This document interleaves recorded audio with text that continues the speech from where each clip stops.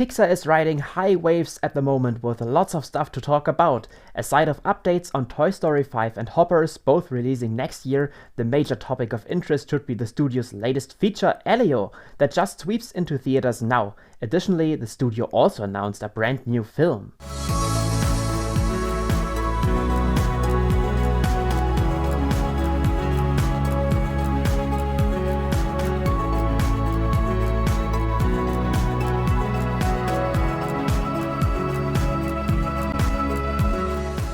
Summertime is Pixar time, and guys, I'm so in for a fresh entry to the studio's lore.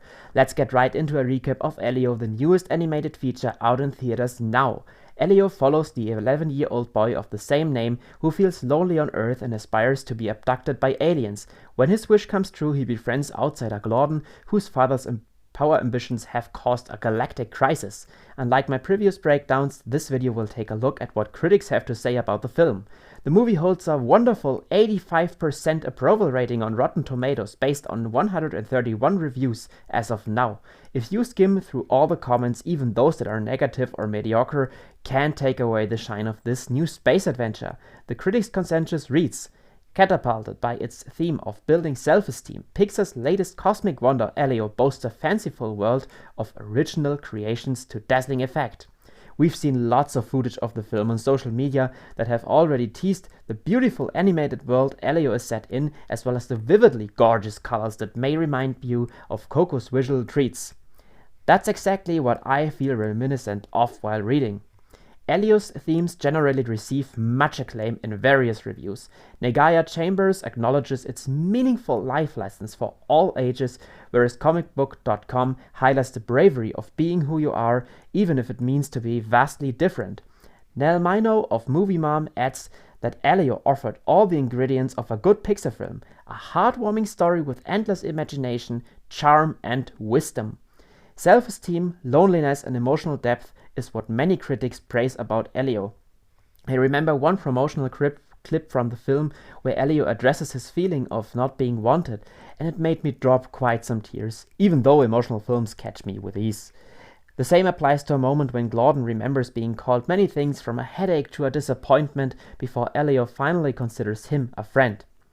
While some critics remark that Elio is not the most outstanding Pixar entry, they are still convinced by the way the film's core is executed. For instance, it is perceived as having too many ideas in its head by Inverse, whereas Randy Meyer states it didn't necessarily reach the complex thematic heights like some of Pixar's classics. On the contrary though, Leigh Parch from Herald Sun describes Elio as intelligently scripted and playfully realized so that it never fails to engage. Moreover, the film evolves throughout the course of its merely 100 minutes. Most importantly, judging Elio by the benchmarks set by earlier Pixar films such as WALL-E and Up, for example, is being criticized, so that the phrase that calls the film ultimately merely serviceable may not need to be taken too seriously. To say the least, Aaron Neuwirth appreciates how Elio works in a manner one expects when it comes to seeing Pixar deliver the goods, whereas one of the top critics from Decent Films describes it as the kind of film that Lightyear should have been. He also acknowledges Elio for being fantastical escapism for children by not copying the formula of coming-of-age stories from other recent Pixar films. In that sense, you may consider it less meaningful when Elio is criticized for lacking the ingenuity and inspiration to be expected from the studio. Yet, that same review also complains about the way the film can't cut through the surface in its attempt to copy the Pixar formula. That might be a valuable argument, as it is echoed in another comment that accuses the film of failing to achieve the emotional depth of the studio's best films due to Elio's simplistic characters and story.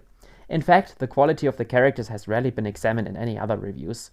Finally, the rap provides some good critique, as Elio would only transmit its message in general metaphors, hence failing to make those question themselves who don't accept weird, different kids.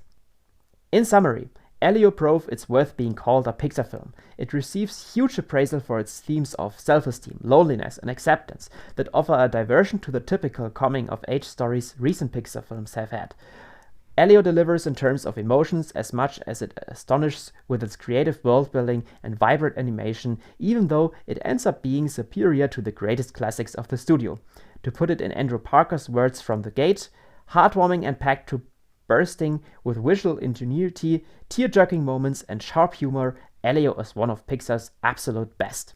If you're looking for a fresh and new story, this is your go-to film this summer, among dozens of remakes, revivals, and sequels. If you want to experience a family adventure, Elio is your preferable choice as much as if you're prone to charming animation and thoughtful emotion. I myself will watch the film in theaters on Monday, and I'm really looking forward to it a whole lot. This being said, there is some amazing news on some of Pixar's upcoming films I'd like to cover in the remainder of this Pixar update. You may have come across the recently shared concept art of a tablet-like toy that will play a role in Toy Story 5, but I promise you have not heard about the reveal of the very first scene of the film that was shown to attendance of the Annecy International Film Festival. Caution, there are some spoilers. While the footage is not available to the public, there are some reports about it. The scene recaptures the nostalgia of Buzz Lightyear's debut in the first film, providing a first-person view of a Buzz Lightyear figure. He views a beach that is covered by lots of other buzzes.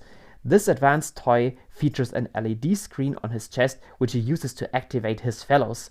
The group is seen sitting around a campfire before the camera shifts to the sky, where the film's title emerges exactly the way it did back in 1999 for Toy Story 2. I'm not gonna lie, this appears to be the most exciting Toy Story film since the second installment of the franchise. Toy Story 3 was a survival thriller that lacked the creativity of the originals because it buried its deep message under its unbelievably evil toy villain Lotso, even though the way the toys escaped from the kindergarten, for example, revisited the strengths of the previous films. Toy Story 4 was an emotional blast, but has yet felt unoriginal and untypical for a Toy Story sequel in the way it once more relied on villainous toys and Bonnie's hardly relatable rejection of Woody and obsession with Forky.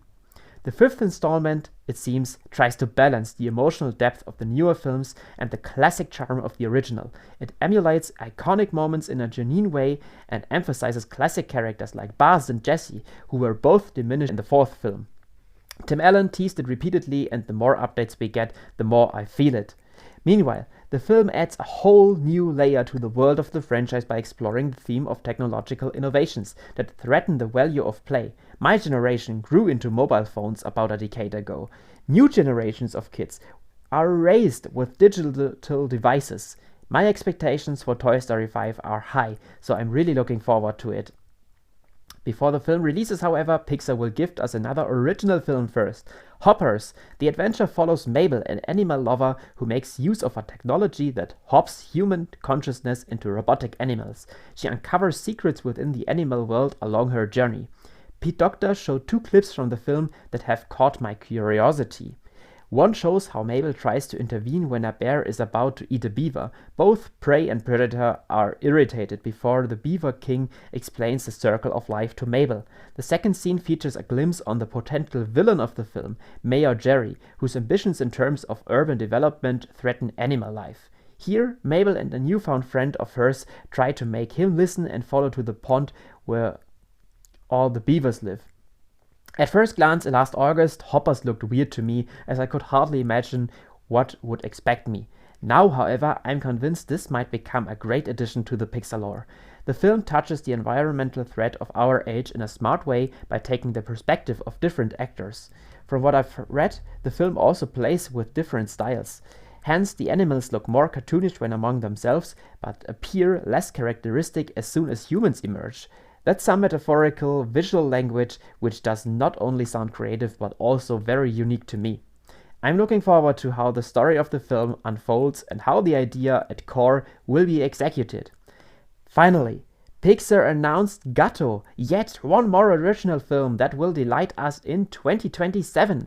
A pic sometimes says more than 1,000 words, and that's exactly what this concept art does to me.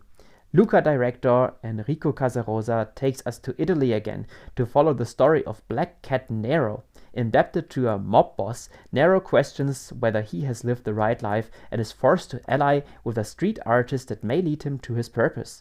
Venice, a black cat, Enrico Casarosa as a director, and a promising story at hand, count me in for this film.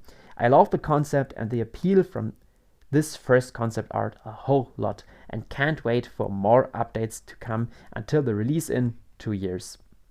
Last but definitely not least, as being reported from some sources, Brad Bird will no longer direct Incredibles 3, even though he is set to remain as writer and producer for the film.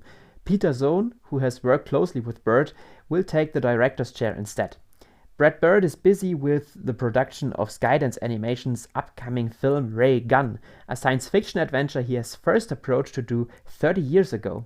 Even though Bird hopefully stays attached to Incredibles 3, a director's change could still alter the tone of the film in comparison to the previous franchise entries, similar to Cars 3, Monsters University, or Toy Story 3 and 4.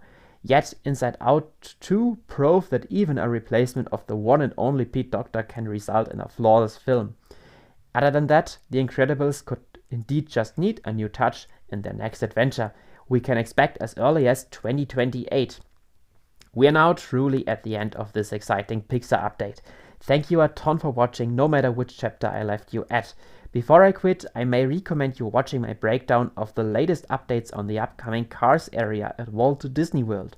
Unlike the superficial official reports, it brings together every detail that has been leaked since August of 2024 and portrays a Cars perspective on what's to come. See you again soon, bye!